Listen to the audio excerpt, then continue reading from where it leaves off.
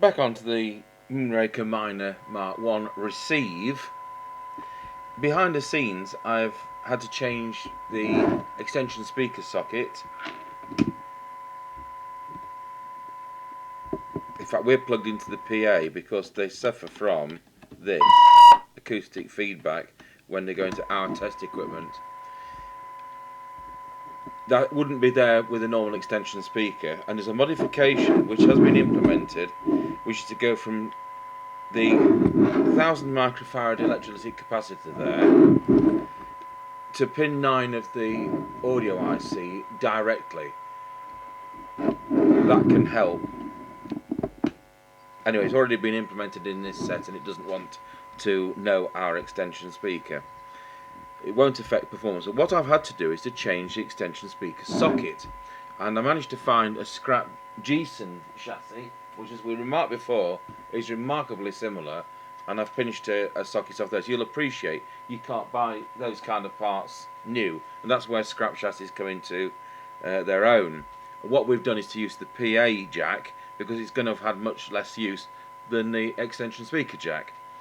The problem is with the old one, which I have here, if I plug our extension speaker into that, it's that loose, and the switch inside, because you've got the switch contact there, is all I think the best word is knackered. So without that working properly, of course, the internal speaker wouldn't work. So whether or not somebody's tried to shove a nail up there instead of a 3.5mm jack plug, it makes you wonder. But of course somebody might have put a stereo plug up into that, and that might have damaged it instead of course a 2-conductor mono one. So that's going in the vertical filing cabinet. As you can hear, the radio is receiving. I'll just plug that back in. You're listening to 10 microvolts. It was riddled with dry joints, as I've said before, and what we're going to do is go through the receiver with you. We start, the first port of call is T1, and T1 is that one there at the back. Now I'm going to knock my signal generator down. I've got it into a synad meter and subsequently onto an oscilloscope. That's 1 microvolt. Let's see if we can do it at that. You can still hear it and it's still registering on the meter.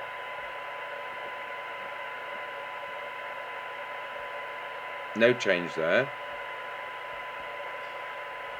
Transformer 2. Bit of an alteration there. Transformer 3.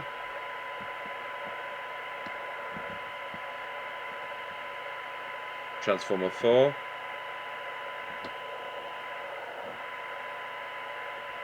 Transformer 5.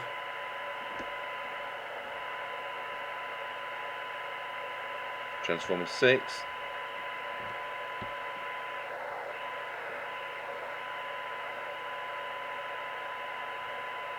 And I'd go through those several times. I will right now.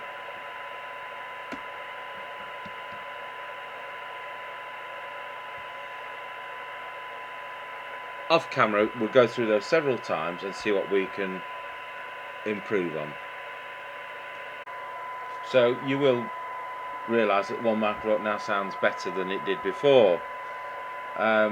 Looking at sensitivity, in fact I'll tell you what, we'll do the detector next. So I'm going to put an S9 equivalent signal, which is 100 microvolts, and we will adjust the detector coil, which is there. I'm looking for maximum recovered audio on my oscilloscope. The oscilloscope is effectively right across the speaker terminals.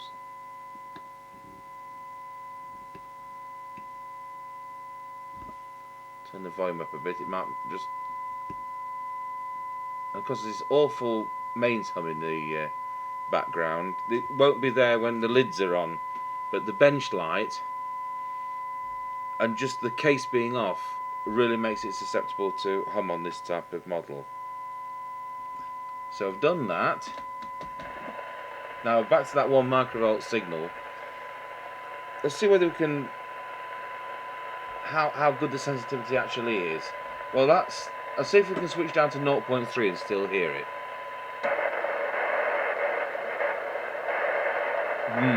Not really. So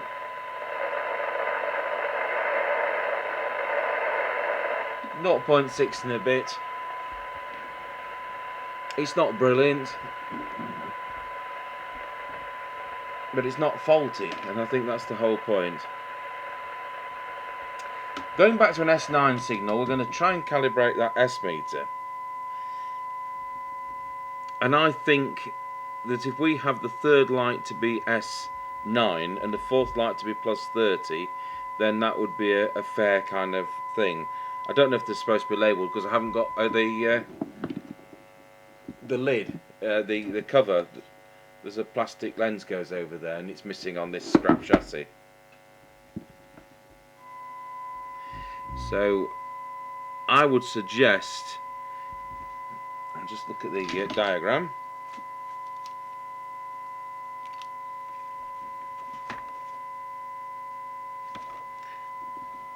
So the S meter adjustment is the one just there.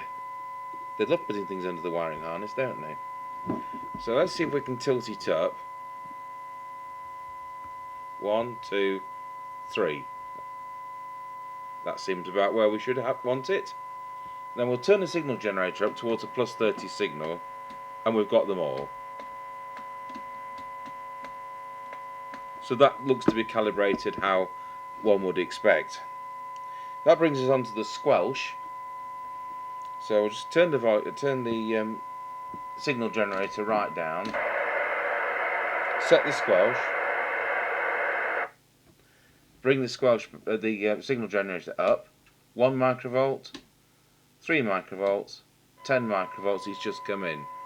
Well, I think that's a bit harsh. I'm going to just turn the squelch to full and see when the signal generator comes in now. And that's a bit harsh too. So looking for the preset squelch adjustment, it is in fact the one there hiding also under the wiring harness. Let's just see if we can back it up a bit. And we can. Now see if that performs better. So turning the signal generator right back off again. Squelch down, set threshold. Advance the signal generator, 1 microvolt, 3 microvolts, 10 microvolts, and it's just come in.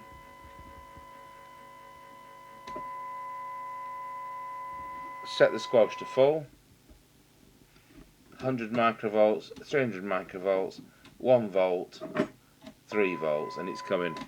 Well, all I can say is that is better than it was, but it's still quite a harsh squelch. That might be great in a town, but you might just lose the odd message if you're in a rural location where you've got more sensitivity available to you with the less residual background noise. So all in all, it's not a brilliant receive performance. We've got about 0.65 microvolts out of it. I don't think that's brilliant. Some of these, especially some of the sets like the Amstrads, and I'm talking about the real Amstrad, not the copy Amstrad, we'll do 0.15 of a microvolt. Some of the newer sets aren't so hot on receive. Some of these current offerings aren't, and I'd put those amongst those, I'm afraid. So we're going to do an on-the-air test with this, subsequently when we have another engineer over. So a very quick recap is you've got on the receive for setting the sensitivity to maximum, we've got transformer 1, transformer 2, transformer 3, transformer 4, transformer 5, transformer 6, and detector is there. And then you have the S meter adjustment under the wiring harness just there, and we've got the squelch preset under the wiring harness just there. Well, incredibly, folk, we managed to put this back together. I found what must be the original case in the other workshop, and I mean, we must have had this 10 years kicking around. There was no speaker on the lid, and I found a Jesan KT4004 case with a speaker. It's clearly out of the same factory, but you know, it's not brilliant, is it? It's bubbled with corrosion at some point. But as far as the lens goes, I bought some scrap fronts off eBay, and there was this same Jesan KT4004 front, and I've cut that down to fit. So whether or not it should have writing on it, I don't know. But there's the radio. It's on the aerial, and it's working. And it's 11 o'clock at night, and there's nobody on.